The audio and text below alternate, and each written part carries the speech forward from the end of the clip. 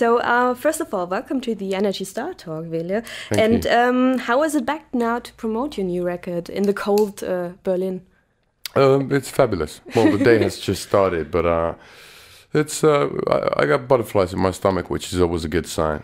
I've never worked on an album as hard as this one, so it just feels good that there's still people who are interested in what we do. Because at the end of the day, I gotta be honest and do thank the possibility of being here after what, more than 10 years. You know, we released our first album in '97. That was ages ago, and we're still going on strong, and we still have the bread on the table from the music and the roof on top of our heads. And did you think in '97 that when your debut album came out that you would still do that 12 years after? I was thinking that we'd be way bigger.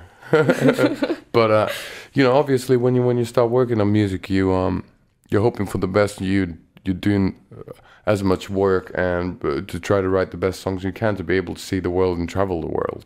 And obviously, we had high expectations, but I'm never like, I never have plans. So everything is usually hopefully a positive surprise. You know, like going to New Zealand for the first time, and you know, coming over to Berlin for the first time in '98, I think it was, or '97, stuff like that. You know, it's amazing when you don't have too many expectations. You hope for the best and see, you know, where the river takes you. And Screamworks will be your 7th album now. Oh, Lord.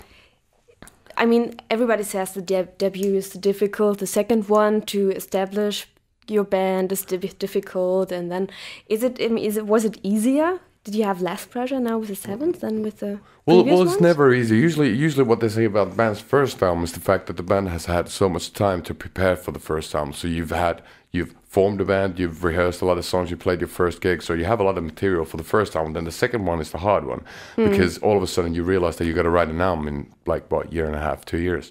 But I think that with each and every album there comes its own problems, so to speak. And music nowadays, especially with illegal downloading and everything, is very competitive.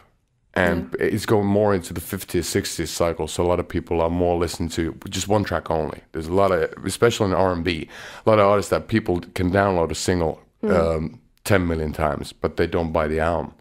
And it's the same in rock and roll. There's a lot of good bands trying to, you know, on the charts, and it's always tough. But I think that in our case, music still comes from a very personal place. And, you know, I'm bad in verbally explaining my emotions to other people, so I do via music, and that's how I make my living. And for Screamworks, Love in Theory and Practice, which is coming out on February 12th here in Germany, you worked with an American producer, Matt Squire, who has previously worked with Taking Back Sunday, Panic at the Disco, even Katy Perry. Why did you choose an American, and why him exactly? Well, you got to take risks, I guess. We have had the opportunity of working with a British producer, Tim Palmer, for quite some time. We worked on several albums with him, and we thought that you need to change. You can't do the same old, you know. And Tim was feeling the same because we knew each other so well. So that ended up in a situation where, you know, we are friends, and he's at the moment mixing in Texas, mixing our live stuff for an iTunes version of the album. But I had the opportunity of meeting a few producers. What I wanted was to have an American sound on the album, meaning that the Americans have a different tendency of recording drums, for example. If you listen to like Foo Fighters or whatever, they have, the drums are always massive, and I wanted to have a really massive sound drum vibe on the album. So it's little technical things like that. But the main thing being that I just met with Matt Squire, and he was a great guy. We met for the first time. We talked about Brian Eno producing U2 stuff for, what, 3 hours. So and that was about it. It was just, we were born the same year, 76, so we grew up listening to a lot of the same music and or similar music. Big fans of Depeche Mode, big fans of The Cult. And those were the two. And then Guns N' Roses, where we were trying to bring Guns N' Roses together with a Violator era Depeche Mode, having the Kraut, the Kraftwerk type sparse electronic vibe coming together, and also Aha, 80s pop coming together with the more like late 80s or 90s rock and roll. That was the plan, not to make a metal album, but to make a really melodic, anthemic rock album. So he does have a very big role in the sound of the new record. Yeah, a good producer always should, and in creating the songs as well. You know, I write the songs, but when you sit down and you work on a song, let's say a year and a half, you can't see the forest from trees anymore. You know, it's been such a long time, and you need somebody with fresh ears and, you know, new mindset to come along and say, you know, this little part here, you know, could be better, and then you're like, no, I can't. It is the best it can be, and then you have a little fight about it, and then hopefully the song becomes better through that. Yeah, it is important. I'm always willing. A lot of artists don't give credit to producers, but producer is the person who picks out the studio, who makes sure that we stay on time, deadline-wise, who makes sure that we have enough material, and who will make sure that everybody's performances are good. Yeah. So it's very, very important to have a good producer, and I love Matt. So you know, we had a blast. And was also the first time that you recorded in Hollywood in LA. Why in LA? Second time, actually. Second time. Yeah. Yeah. We did an album called Dark Light back in 2005. We recorded that in Silver Lake in Los Angeles, in a rented mansion at that time. And this time around, it was close to downtown LA. Yeah. And why LA?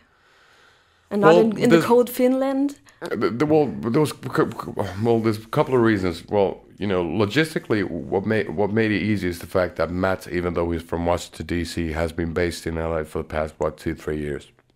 So we thought that working with a new producer for us for the first time would be the easiest if the producer would be feeling at home. So he would know the studio we'd be working in. You know, he'd be able to spend. You know, his wife was pregnant at that time. So he can relieve his family and all that, and then our record label is based in LA, in Burbank, Warner's, and then Skuse, and then the fact that we've been working on the album in the cold winter time in Finland for like 6-7 months, so we thought that'd be nice to go somewhere totally different with a clear headset, and you don't have to listen to your wives nagging about stuff, and you don't have to pay your everyday bills and. Well, you have to do it one way or the other. But anyway, you can concentrate on the essential. Yeah. So that was the reason. And then I like, on a poetic level, I like the idea of taking the Fenno-Scandinavian Finnish melancholy, the kind of sad music, into a place where that kind of music doesn't exist, and hopefully bringing those two worlds together. You know, I think that we succeeded very well. Like what Depeche Mode do so well. What they do is, they have very tragic and sad songs, but people still dance to them, and they still party to them. And that was the kind we wanted to have a rock and roll album that would hopefully do the same, you know, being like a kick in the butt, but at the same time, hopefully make you think, and you can, you know, be a bit sentimental when listening to it. And if you would have to describe Screamworks in just 4 or 5 words, I mean, you described it in so many. What would be the essential that comes out? For you, 4 or 5 words. Can you use 6 also? I don't know whether the is a word or not. No, it doesn't count as a word. Well, I think it's the Well, let's say I have to use longer sentences. Well, I could say it's the best rock album of this decade, which is kind of easy because the decade has just started. So I'm kind of like saying myself. But then again, it sets the bar pretty high. So I think. I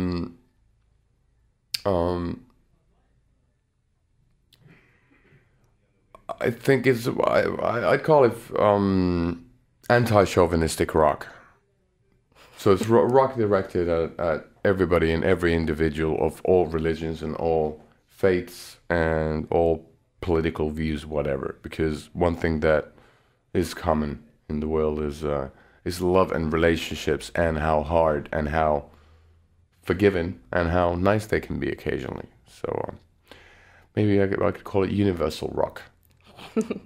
And Hardkill is the first single. And I read on your homepage that you recently shot the video. Is that right? We just got it done about a week ago. And you're every day you're publishing a new photo, it seems. Can you tell us a bit more? Well, I'm not publishing any photos, you know. That's the label. It's always like a sneak peek for your fans, another photo. You know, that's the way of the world nowadays with the internet and all that. the video was directed by a guy from the UK called James Copeman, a young guy who's he's done a lot of interesting stuff. Just Google his name and his guy's website, and you can see some of his stuff. And what I liked about his idea for Heartkiller was the fact that I like simple graphic things. Not graphic, not meaning violent things, but graphically, I love graphic design. So I like simplicity of logos and stuff like that. So I like the fact that he wanted the band to perform in a dark room where you couldn't see the room. It's just a studio room, lit in blue and red, like kind of like old school negatives in a way. And then using taxidermy, stuffed animals in the post-production, you know, move in the same way as the band does, and then having a really sweet and beautiful looking model doing the poses of the animals as well. So it's kind of David Lynch, but then again, it's not scary, at least not for me, and it's a fairly basic performance video of me singing the song and the band playing their instruments, but it's visually really.